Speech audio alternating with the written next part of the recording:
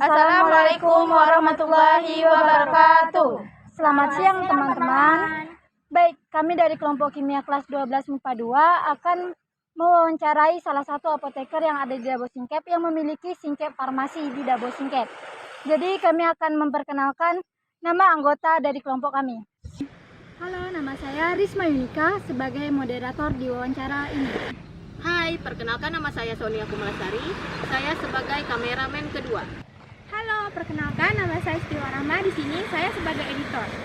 Halo, perkenalkan nama saya Yunda Dalsia. Saya sebagai penyusun skrip. Halo, perkenalkan nama saya Gaul Sabitri. Saya sebagai kameramen.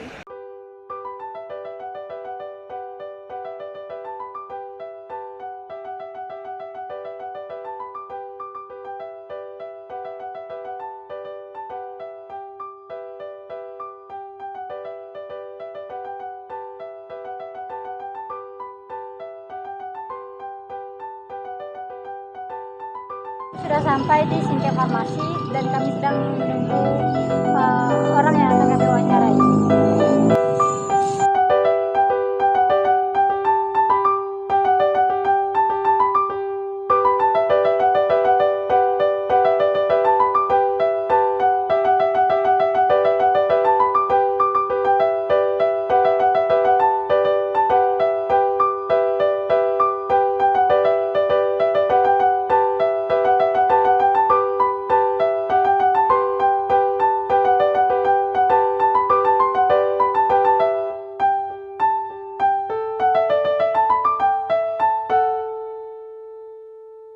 Baik teman-teman, sebelumnya narasumber kami akan memperkenalkan diri dulu, silakan.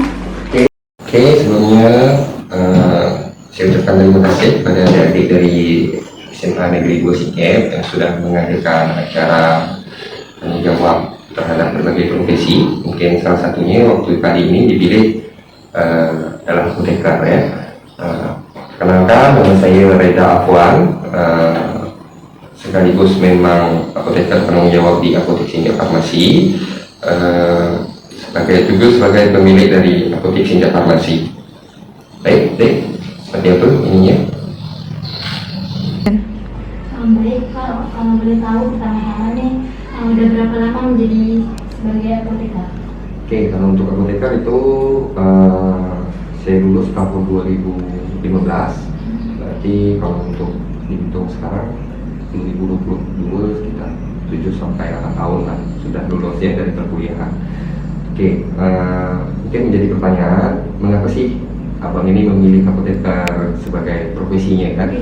Nah, sebenarnya banyak hal profesi yang lain yang bisa kita ikuti, tapi memang di satu sisi pada waktu itu 8 tahun yang lalu profesi apoteker di Kabupaten Lingga itu sangat langka. Artinya semakin langka suatu profesi, maka peluang untuk kita mendapatkan pekerjaan ke depan itu akan semakin besar. Tapi memang untuk sekarang ini lulusan dari apoteker itu sudah sangat banyak. Karena pada waktu itu untuk perkuliahan apoteker itu di Sumatera sendiri agak sedikit waktu itu. Nah, sekarang di Batam pun sudah ada untuk perkuliahan farmasi ya, tapi apoteker belum ada. Kalau dulu harus ke Jawa. Kalau untuk daerah Sumatera mungkin ada di Padang, Medan itu kan agak terlalu jauh kan. Nah, mungkin motivasinya sebagai seorang apoteker itu salah satunya bisa membantu banyak orang. Artinya di sini kita berinteraksi dengan yang pada umumnya itu orang sakit. Nah, tapi tidak mesti orang sakit yang harus kita layani. Terkadang ada juga yang orang datang ke apotek itu dia pengen, misalnya lagi musim sakit nih, dia tetap sehat, dia tidak mesti kita kasih obat untuk sakit kan. Artinya kita kasih obat untuk daya tahan tubuhnya, begitu kira-kira. Baik, kalau untuk pendidikan nih Pak, pasti kebanyakan anak-anak yang SMA 2 ini mungkin penasaran untuk bagaimana kuliah apoteker itu jurusannya apa, waktu yang dibutuhkannya berapa lama, dan biaya yang pentingnya untuk apalagi kami anak-anak kelas 12. Oke, 12 berarti sudah pasti di SMA ya. Iya. Untuk sekarang ya. Pertama kita mulai dulu dari tadi apa aja, dari waktu ya. Iya, waktu. Nah, mungkin bidang perkuliahan ini dia sebenarnya jurusan apapun itu tetap pilihannya ada dua. Kalau tidak di negeri itu swasta. Nah, itu mau jurusan apapun itu kan.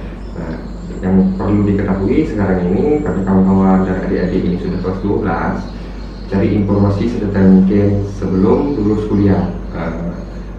Jurusan ataupun kampus apa yang sudah memulai pembukaan. Jadi memang biasanya jalur setiap kampus itu pada umumnya itu ada dua. Ada yang jalur umum, ada yang jalur khusus. Jalur umum artinya kita mengikuti jadwal ujian itu berdasarkan memang tanggal yang tertera di dalam website ataupun apa, itu biasanya yang jalur umumnya. Itu biasanya kalau untuk jalur umum persaingan akan semakin banyak karena biasanya kalau jalur umum kebanyakan kita kan dengan carinya di universitas negeri. Universitas negeri kalau untuk zaman saya dulu kuliah itu namanya SNPTN, tapi kalau sekarang sudah berubah lagi mungkin, tapi hampir sama mungkin SBMPTN kalau untuk sekarang ini mungkin. Nah itu untuk yang jalur umumnya untuk masuk ke universitas negeri. Tapi kalau untuk masuk ke universitas swasta sama, mereka juga ada dua jalur, jalur yang umum dan jalur yang khusus. Tapi jalur khusus biasanya tingkat untuk persaingan itu tidak sebegitu banyak jalur umum biasanya begitu. Tapi untuk ongkos ataupun biaya yang diperlukan jalur khusus itu biasanya lebih mahal. Misalkan yang tadinya ikut jalur umum SNPTN untuk masuk negeri itu biasanya tidak dipungut biaya, paling biaya tesnya aja. Biaya tes itu sekitar ratusan ribu. Nah, tapi memang persaingannya tinggi. Tapi kalau jalur khusus itu bisa 10 atau 20 kali lipat daripada biaya itu. Tapi jaminan kita untuk masuk ke situ akan lebih tinggi karena persaingannya akan semakin sedikit. Gitu. Kira-kira. Oh, Bapak ini lulusan dari mana ya Pak? Oke, saya kalau untuk memang kalau untuk apoteker itu dia jenjangnya ada 2 kali perkuliahan. Jadi tahap pertama kita ngambil dulu sarjana S1 atau strata 1 bidang farmasi. Kemudian kalau sudah selesai dari S1 itu baru kita lanjut ke bidang profesinya, itu namanya apoteker. Jadi memang kalau untuk ambil apoteker itu tak cukup hanya ambil S1 saja. Nah, jadi legalitas dari profesi apoteker itu perlu kita ambil lagi selama kalau masa waktu dulu tahun 2012 itu cukup dengan 2 tahun.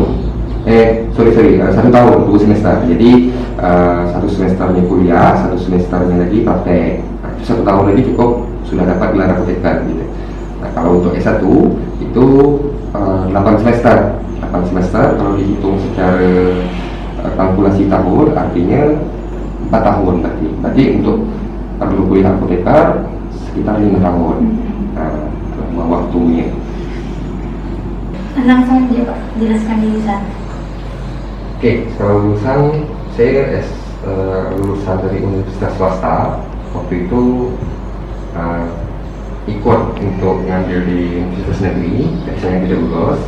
Nah, jadinya ngambil di universitas swasta. Untuk S1 itu ngambil di Universitas Islam Bandung, itu di Bandung.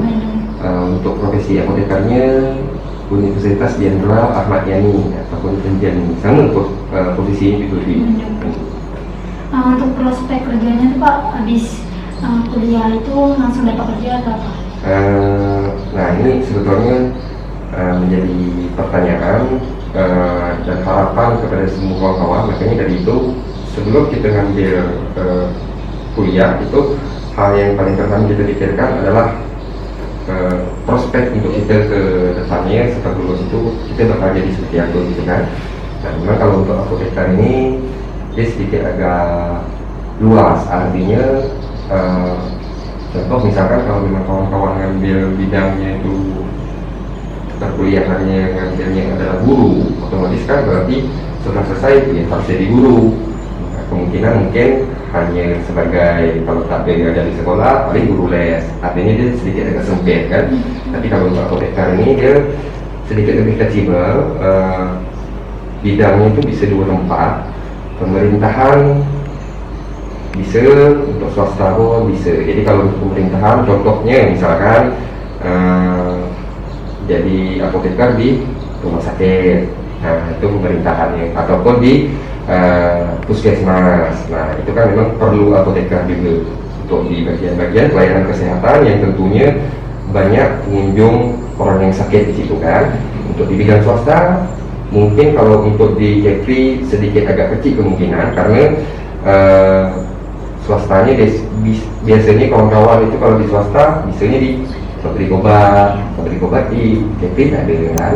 Nah, terus juga kalau untuk bidang swasta yang lain itu seperti kantor BPOM, BPOM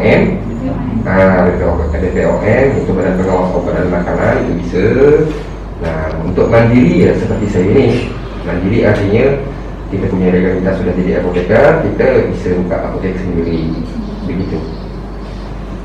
Baik, untuk pertanyaan terakhir nih Pak, tanggapan Bapak tentang profesi apoteker ini kan sangat berjasa nih bagi kehidupan masyarakat, apalagi masyarakat yang sedang sakit atau apa nih.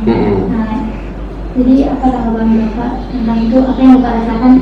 Sedangkan membantu orang-orang atau apa? Oke, terkait dengan profesi, sebenarnya memang waktu pertama kali saya sebelum mengambil kuliah, orang tuh banyak bertanya, apa sih profesi apoteker itu? Waktu dulu, jadi memang orang sangat awam dengan profesi apoteker. Orang memang lebih banyak kenal dengan profesi mungkin itu perawat ataupun dokter yang lebih banyak dikenal semua. Tapi untuk zaman saat ini, karena mungkin sudah perkembangan zaman juga, profesi apoteker sudah mulai banyak dikenal orang lah, sedikit demi sedikit, perlahan-perlahan, dan juga dibantu dengan banyaknya sekarang lulusan di apoteker itu sendiri kan. Sebenarnya peran apoteker di masyarakat itu dari segi pelayanan, artinya yang adik contohkan ini mengenai segi pelayanan di masyarakat memang sangat penting, karena tanpa ada pengawasan ataupun penjelasan dari apoteker, mungkin masyarakat itu bisa mengkonsumsi obat jadinya tidak sesuai dengan anjuran penggunaan yang tepat, sehingga yang tadinya dia harus meminum obat itu anjuran dosis pemakaiannya itu dalam 3 hari dia sudah harus sembuh, tanpa pengawasan apoteker bisa jadi lebih. Artinya kan di sini sayang penggunaan obatnya tidak tepat, tapi bukan berarti obat itu diminum tidak efektif. Tetap berefek, cuman efek terapinya tidak maksimal. Oke, contoh sederhana biasanya yang sering saya sampaikan kepada masyarakat, penggunaan obat golongan antibiotik. Adik pernah dengar obat antibiotik? Pernah dengar. Nah, tapi apa yang adik tahu tentang antibiotik itu? Antibiotik. Oke, seperti apa menurut adik obat antibiotik itu seperti apa? Kalau obat antibiotik ini bukannya macam obat umumnya? Obat dia termasuk, jadi memang obat pada umumnya itu ada 3 golongan. Nah yang pertama itu obat bebas. Obat bebas itu bisa dibeli tanpa resep dokter. Seperti apa obat bebas? Obat bebas itu biasanya ditandai dengan warna hijau pada logo kemasan obat. Contoh sederhana dia seperti paracetamol. Kalau kawan-kawan adik-adik beli paracetamol itu kan di blister obat itu ada logo hijau kan. Nah itu artinya penggunaannya aman bagi siapapun. Jadi tanpa ada resep dokter ataupun penjelasan oleh apoteker, obat itu bisa dibeli di warung-warung biasa juga. Nah, yang kedua itu obat bebas terbatas, itu warnanya biru. Obat bebas terbatas ini memang tanpa harus resep dokter, tetapi penggunaannya harus betul-betul sesuai dengan anjuran dosis. Mengapa? Sebab karena efek sampingnya sudah lumayan berisiko dibandingkan dengan obat golongan hijau tadi. Tapi juga bisa dibeli di swalayan seperti yang ada di sini, seperti Indah Glory. Mungkin kalau di luar itu seperti matahari itu mungkin di swalayan bawah gitu kan. Nah itu bisa dibeli juga, itu ada golongan obat yang biru. Nah termasuk antibiotik tadi itu golongan obat K. Jadi di blister obatnya itu ada logo huruf K. Nah, saya sekarang abang tak di bawah contoh pula obatnya di bawah. Nah, logo K itu menandakan dia obat keras. Obat keras itu berarti dia harus wajib dengan resep dokter, karena penggunaannya kalau tak sesuai dengan anjuran itu tadi efek samping akan lebih tinggi dibandingkan kegunaannya. Nah, itu deh, jadi 3 macam. Jadi antibiotik ini sebenarnya hal yang kadang-kadang lumrah dibeli sama masyarakat awam, antibiotik, tetapi tanpa ada pengawasan apoteker, maka obat yang diminum sama pasien ini tidak akan efektif. Artinya apa? Antibiotik ini anjuran pemakaian jadi harus habis. Mengapa? Sebab harus ada peran apoteker di sini. Itulah peran apoteker untuk memastikan kepada orang yang membeli obat ini pada waktu sakit itu, mengkonfirmasi kepada pasien bahwa obat ini harus habis ya. Mengapa? Sebab karena kalau tidak habis, maka itu kan fungsi dari antibiotik itu kan sebagai antibakteri di dalam tubuh. Misalkan dia lagi demam, demam itu artinya dia terserang penyakit yang memang memerlukan antibiotik. Jadi antibiotik itu harus wajib habis. Penggunaannya pada umumnya itu biasanya selama 3 hari. Artinya 1 blister isi 10 dengan anjuran pemakaian 3 kali sehari, 3 hari harus habis. Pertanyaan Anda, mengapa Pak antibiotik harus habis? Nah, itu kan sederhananya begitu kan? Nah, mengapa Pak antibiotik itu harus habis? Kalau tidak habis, antibiotik itu bakteri yang ada di dalam tubuh kita dia akan kebal, sehingga ketika nanti awak membeli lagi antibiotik yang sama dengan sakit yang demam, misalkan terus juga antibiotik itu sama dengan yang diberikan dulunya, maka antibiotik itu tidak akan mempan lagi. Begitu deh. Nah, ini kan sangat berbahaya nih kalau antibiotik itu sudah tidak mempan, artinya tubuh bakteri yang di dalam tubuh itu akan tingkatan antibiotik yang harus diminum akan semakin tinggi. Semakin tinggi antibiotik yang diminum, maka cost ataupun biaya yang harus dikeluarkan oleh orang itu juga akan semakin besar. Begitu. Memang tampaknya sederhana, tapi peran apoteker, nah begitulah kira-kira dapat dipahami ya.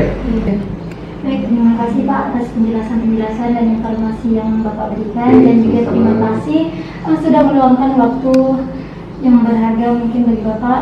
Dan saya juga minta maaf sebagai moderator dari kelompok ini jika ada salah kata atau perkataan yang bisa menyinggung Bapak. Jadi apoteker ini, kesimpulannya apoteker ini pentinglah bagi pelayanan masyarakat, yang apalagi akhir-akhir ini banyak musim sakit, dan apoteker ini sangat berperan penting lah pokoknya memberikan pelayanan obat kepada masyarakat. Baik, sekali lagi terima kasih Pak.